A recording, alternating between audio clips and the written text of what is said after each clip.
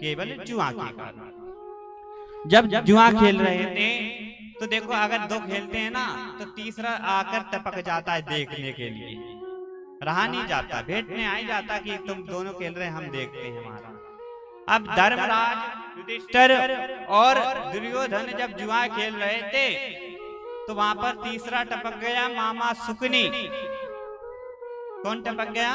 मामा सुकनी महाराज। और मामा सुकनी जैसे आए ना तो अब क्या हुआ, मामा सुकनी कहने लगे, दुर्योधन तुम उधर गए होगे, तुम ऐसा करो, तुम केवल बैठ कर देखो, मैं तुम्हारा पासा में ही फेंकूंगा। क्या कहने लगे? पासा में ही फेंकूंगा।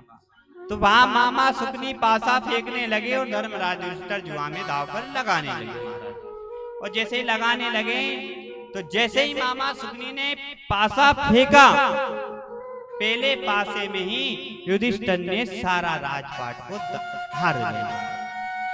अब जैसे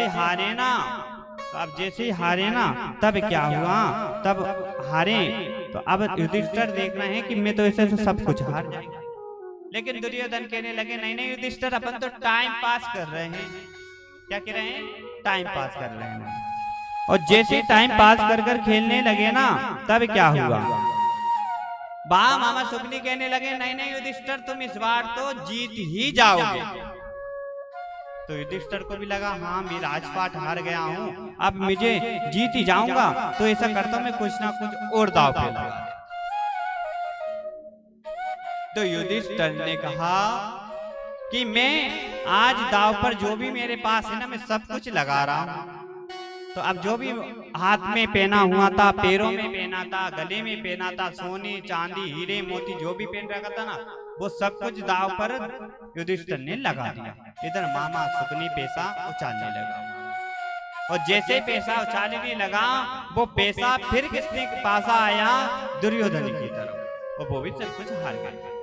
अब युधिष्ठिर सोच रहे हैं कि मेरे पास कुछ भी नहीं है, अब दांव पर क्या लगा।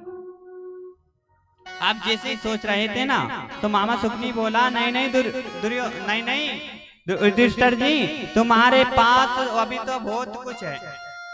क्या कह रहे हैं? तुम्हारे पास अभी बहुत कुछ है। तो कहा मेरे पास अब कुछ नहीं।